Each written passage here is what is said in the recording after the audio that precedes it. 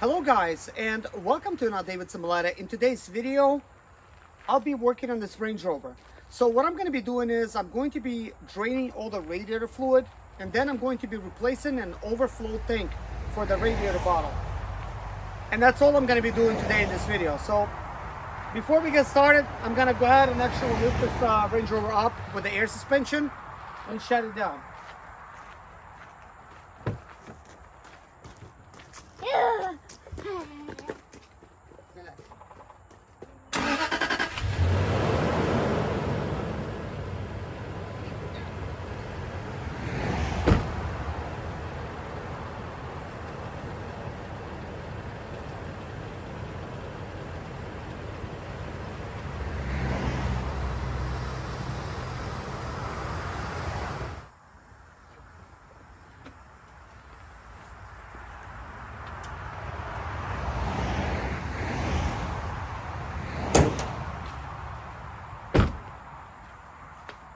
This should be high enough. Okay, so let's pop the lid open. It should have had plenty of time to cool. So let's take a closer look. So here we have an old Radiator Overflow tank, and it's old. It's been made in 2006. So here we have a new one. This is what a new one looks like. So now I will show you kind of like this is how it's oriented. So we have this little piece, and that's what this water spout or whatever it's called for the windshield washer fluid. It snaps in over there, and then additionally it's got like just one bolt holding it. In this situation, I only have one bolt so far. I could find another bolt, but for now it doesn't matter. So to figure out like how to replace it, you have to kind of like take a look, and over here you could see that this is where it hangs. So I'll have to slightly lift it off. And on this side we have a sensor, and we just have like a little hose that plugs in over there. So seems like easy peasy. Plug in a sensor, plug in a hose, and then boom. The only difference between these two water bottles is that pressure release valve over here is located straight, and over here it's a little bit angled. But that makes absolutely no difference. You might be wondering, where did I get it? Got it on eBay for 35 bucks. And I'll be servicing my Range Rover just with eBay parts. So before we begin, we're gonna have to pull out that bolt right there, and then we're gonna need to undo this connection. Then I'm gonna need to pull the water bottle up, but there's not a lot of clearance, and then I'll have to figure out a way to basically give myself enough leverage when I actually unplug this hose to unplug that one. And then of course I gotta plug in that hose first, hang the system, go ahead and actually like add that hose and things like that. So let's begin.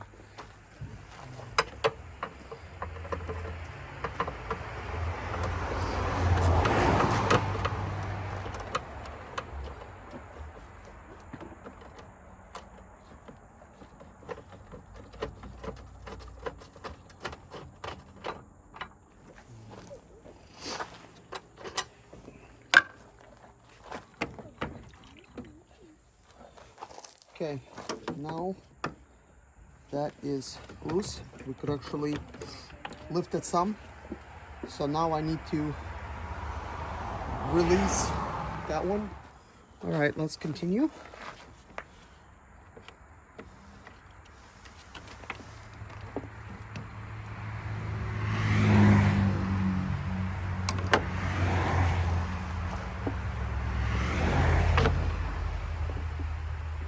There we go. So it's okay, we're gonna lose just some water as it's leaking out.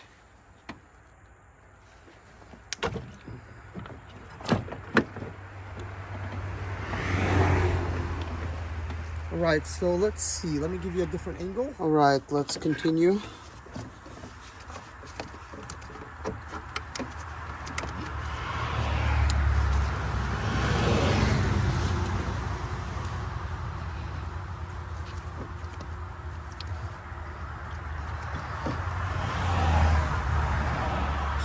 Okay, that's not as tough as I thought. Now, removing it, I think it's kind of like on an edge.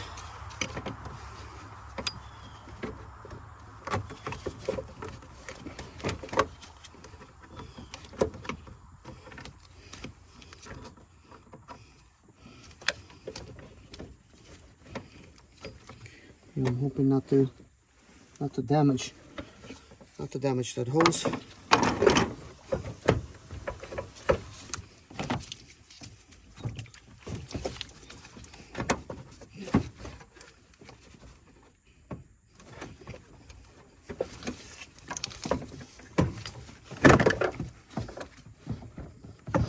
Okay, one of my headlight pieces got removed. I wanna put that on. Keep the headlight from getting potential wet. Okay, so I pulled it out. Now it's gonna spew out some regular type of water. Inspect this area a little bit. Inspect the hose. It's going to be a little hard to see.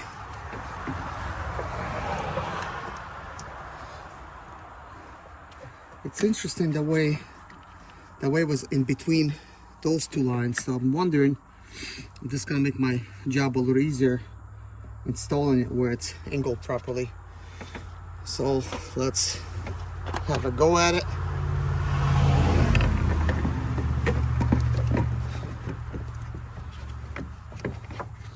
Let's see. Okay.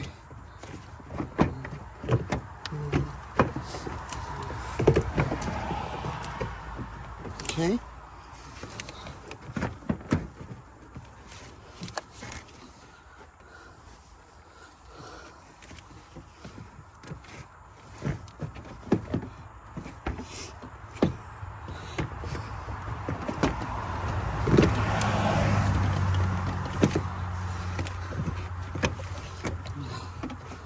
It is really close spot to try to work in. I destroyed my glove already.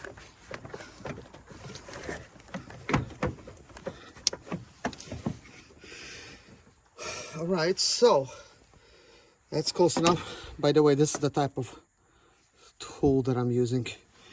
It actually grabs it really good.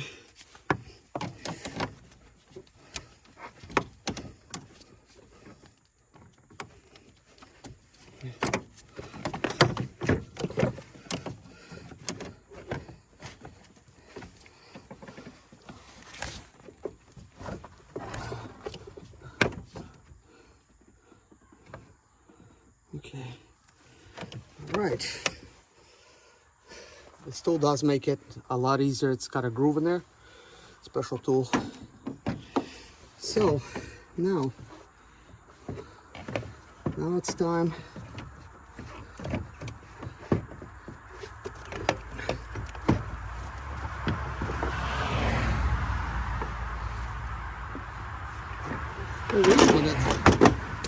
oh wow. I was wondering what that was.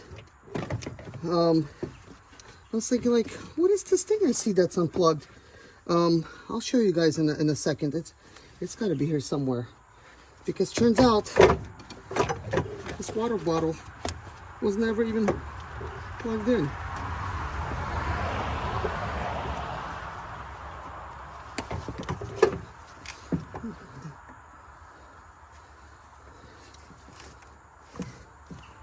Why can't I see it right now? I want to show you something, guys.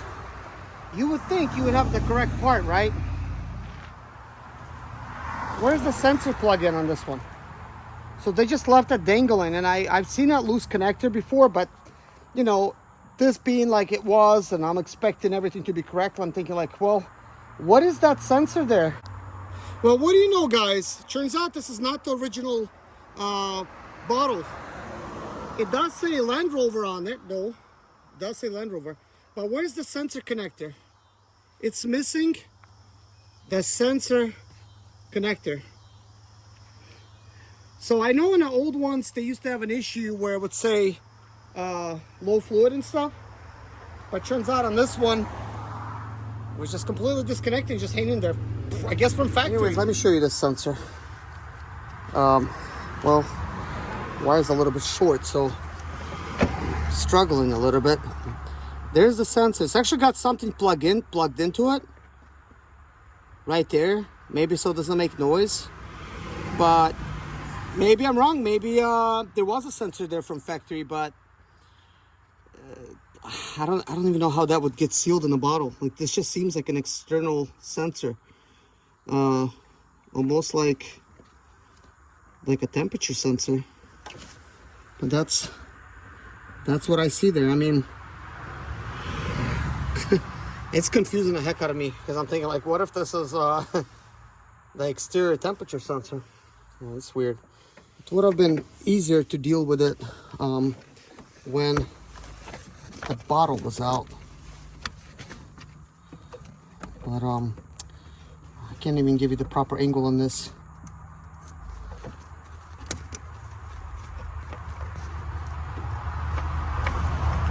Okay, got it out. So it's being held by this, but there it is. Like, look what that looks like. It's actually kind of like, I don't know, broken off or something, just a twisted up wire. I don't know how this would seal in a bottle. Maybe it's missing the O-ring. It's not very deep. But anyways, I'm gonna try to plug in the actual sensor. Okay, so sensor's in. Let's go ahead and actually install this brake line. So the tank is already hanging, so last part, plugging this in. And getting it nicely squeezed right there. So that is good. And now I just gotta complete vacuum. And a bolt is like, you know, it's easy. I don't think you should be watching me put that in. And let's put this on. By the way, we still gotta flush the system out. So we'll be adding some distilled. Wanna make sure everything is plugged in. And it is. This bolt's a little weird. I mean, I can't untie it with my fingers, but it's completely loose in there. So I won't need these tools anymore. All right, so let's do this.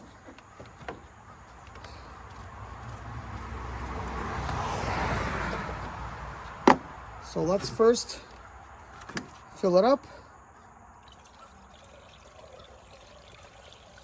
I'm just gonna fill it up all the way. Instead of applying vacuum, I'm gonna apply pressure, but this kit did came with a pressure type of thing, because we wanna also test the pressure, and you will see once I apply pressure, water will escape.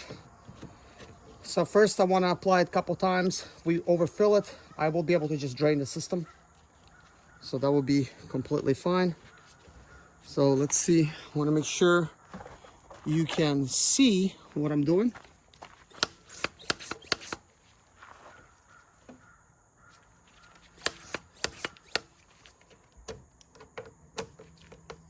Okay, let's see. What's going on?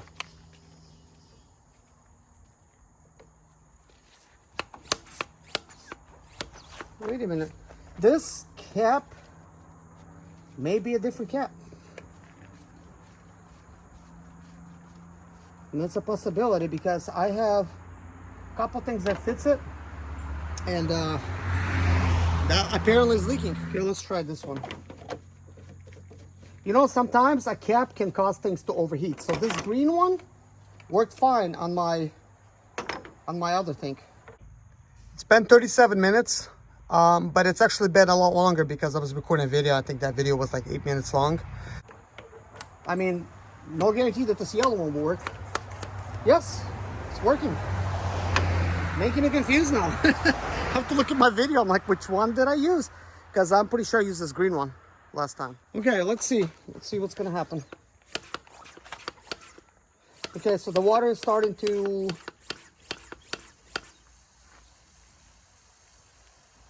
Where is it? Making noise.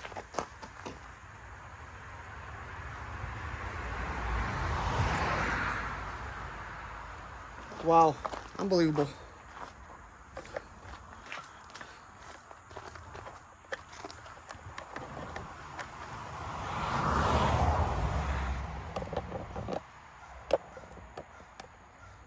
So take a look at this, guys. Look what's going on.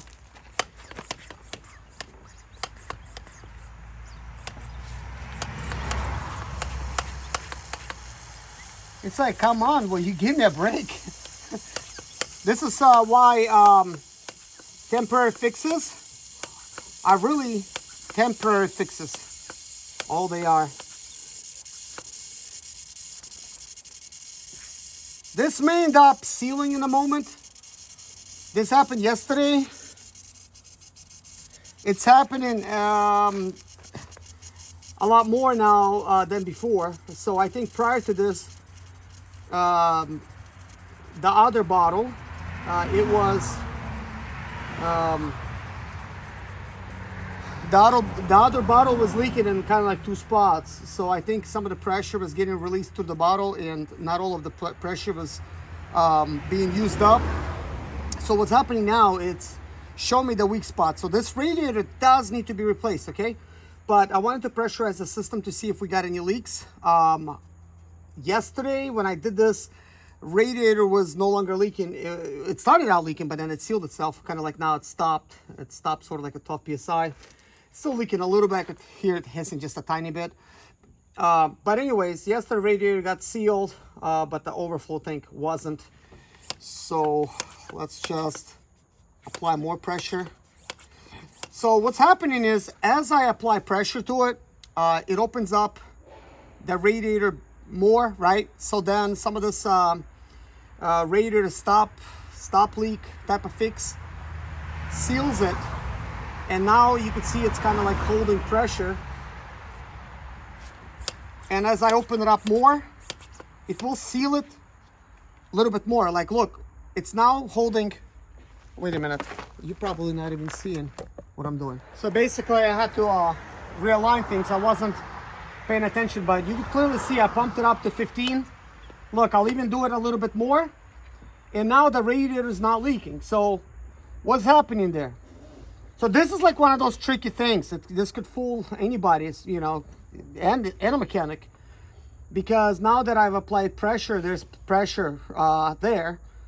The radiator is acting as if it's sealed and it's no longer leaking. Water is no longer coming out. It's no longer creating that pressure, okay? And part of the reason for that is because radiator stop leak is still in the system.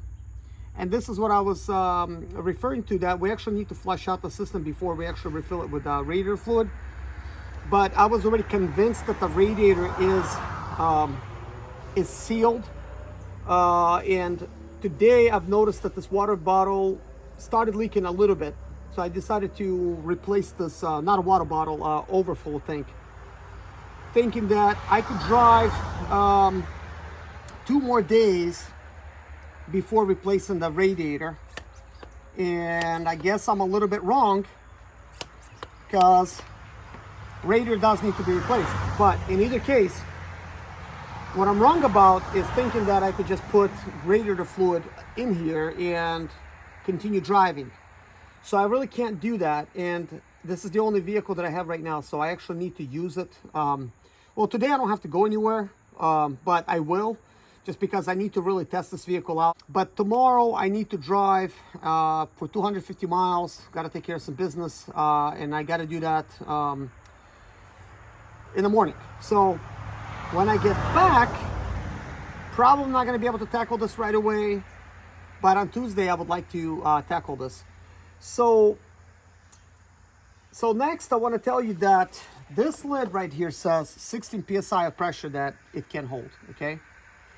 But the Range Rover is supposed to hold between 13 and 15 psi. So it's been dropping just a tiny bit. Today we're not really timing things, but it's dropping, you know, just a little bit. But what we're gonna do right now is we're going to go ahead and release the pressure. All right, so haven't released the pressure yet, but I decided to get this cooling system repair. I haven't used this in 20,000 miles. I've used a different version of it, but this particular formula worked for me. It's a dual action formula. So you might be wondering, why am I really playing around with this? Why not just replace the radiator? And like I said, I gotta go somewhere, and right now a $10 fix is worth it for me to be able to just pour that in there. This this cooling system has nothing but distilled water right now, and it's got an old bottle like this that's still in the system. I never drained it. It's got another bottle in there and another. So like four different types of cooling fixes, because I tried a lot of different stuff in the beginning and nothing was working. So let's take a look at the pressure before we release. So it's a 12. So let's release it.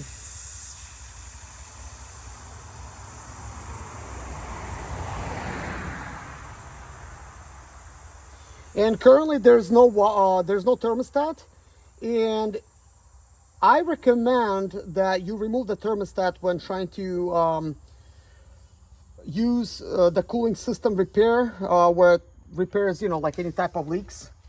Reason I recommend that is because it allows this cooling system repair to travel everywhere in the system without being hindered. So we want to make sure that we do not restrict the flow when you're trying to fix it. So you're supposed to mix it up. It's good enough. Now open it up and go ahead and pour this 2-part formula in.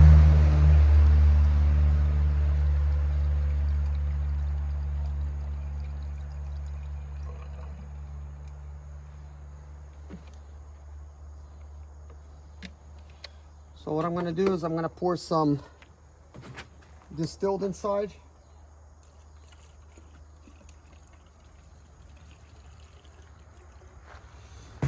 I'm not trying to be cheap, but why not, you know? Make sure everything is in there, because it's going to be mixing with water anyways. So next time when I'm going to be working on this, hopefully nothing has happened, nothing major with this fix here. But next time I plan to just do the whole job correctly. So we're going to be replacing the radiator, the thermostat, and we're going to put a vacuum on the system and properly expel all of the water. So at this point, we are at a cold level. I'm just going to pour a tiny bit more.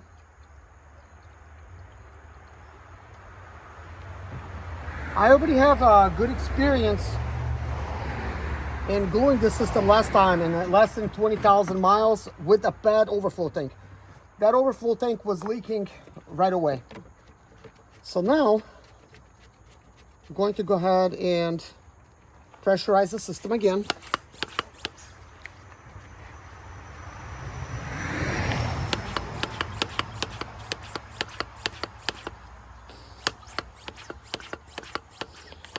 And after I do this, we need to actually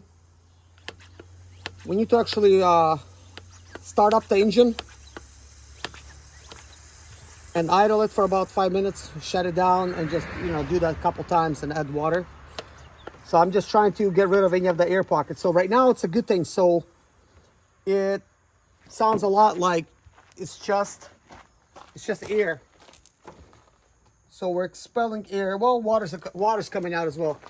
So that's a good thing. I think when I drive, shut things down a little bit, it should be able to, glue itself.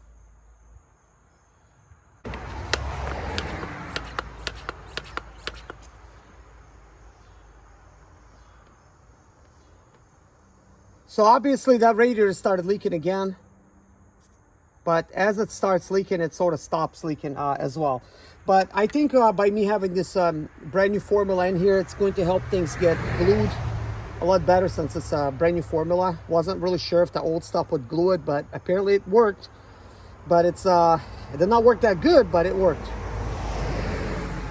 But the radiator was not leaking today or yesterday or the day when I fixed it. So anyways, I'm gonna release the pressure. And first I'm gonna start off the vehicle with radiator cap being open, just to see if it's gonna suck in any more water, and then I wanna add some more. So, okay.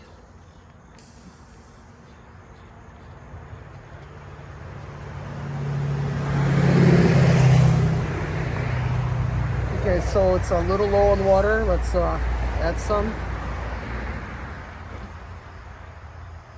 We're slightly above the cold fill, just slightly, but it's not gonna hurt anything. We don't want to fill it up all the way to the top though. And then we're replacing this cap. So, well actually, I don't want to replace the cap just yet. All right, let's start this thing up.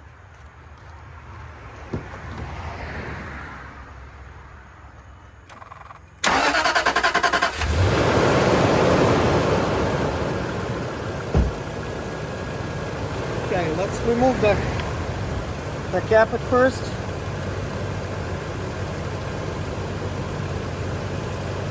Okay, nothing's going on. Now I'll just close it. I'm going to allow it to get to the normal operating temperature of at least 190 and shutting it down. Okay, let's get in the vehicle. Here's the temperature, 149 currently. I have AC blasting. We'll just remove it. We're just gonna idle it at 2,000 RPMs.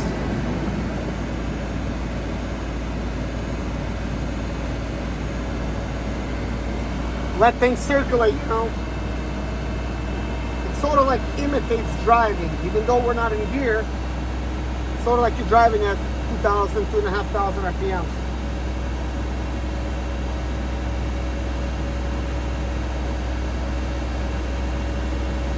Coolant temperature right now, it's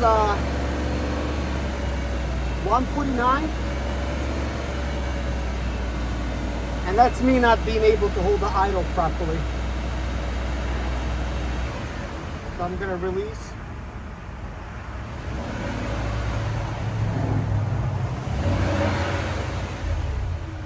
Gonna rev it a little bit, just to 3,000 RPMs.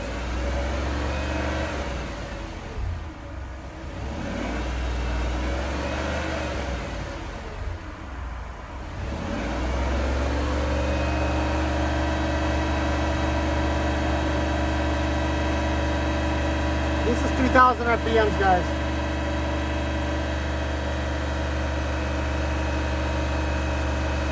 Outside temperature is 78. Coolant temperature is 160. Just gotta release the idle. I want to see what's happening and show you guys as well. So what I could tell is water's having an opportunity to mix. Just gonna shut things down for now.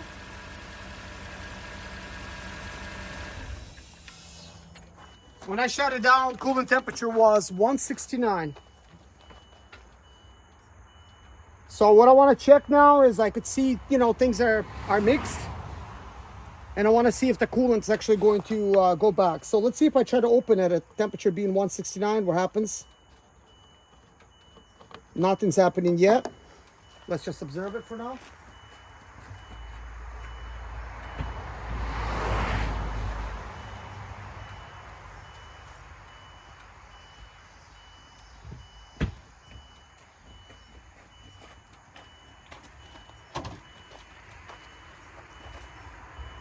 The water level is exactly at the same temperature. I could tell the water is a little bit bubbly, and it's definitely mixed because it wasn't looking this dirty before.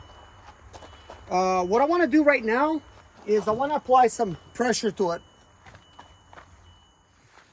Okay, so here we go. If you got one of these pressure tester tools with these different type of lids, you know, make sure they're good and tight. Make sure it's not actually leaking at the lid, because that has happened to me twice. And your color might be different.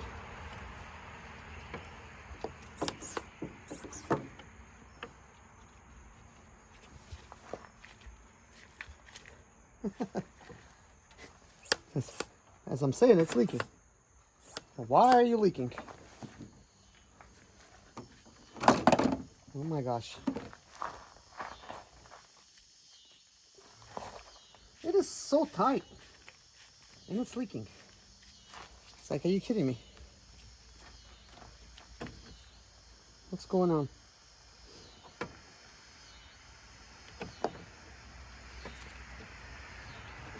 It's almost like a hit and a miss with these lids here.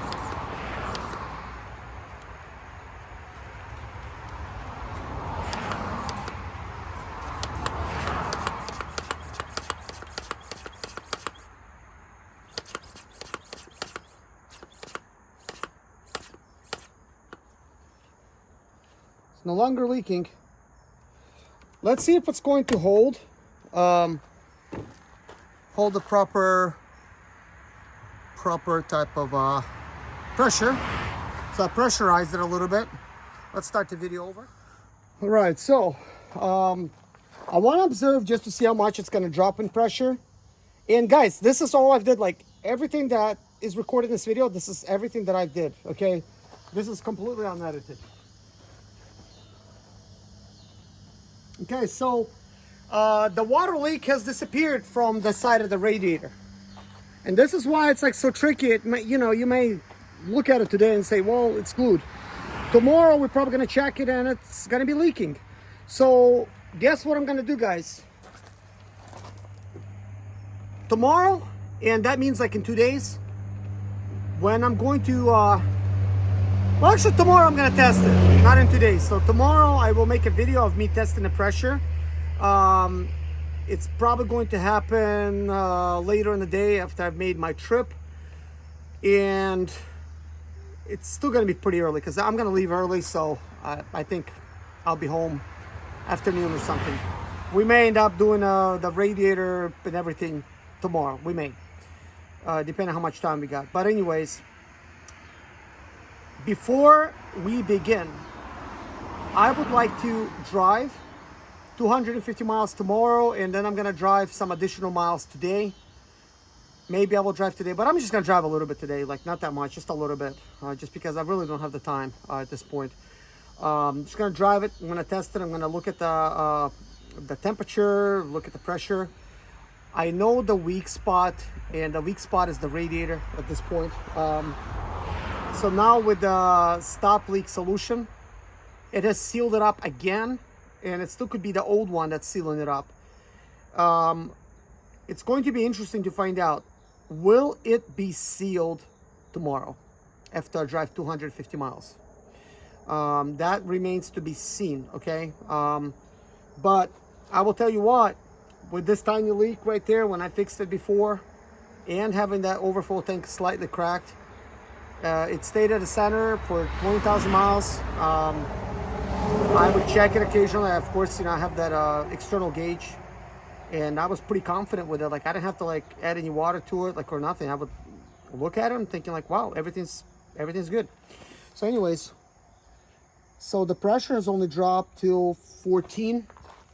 So let's see, that's been 2 minutes and 35 seconds and 1 minute on the other clip. So, you know, good 4 or 5 minutes it's been sitting here at that pressure. So that's not bad. So let's go ahead and actually release the pressure again.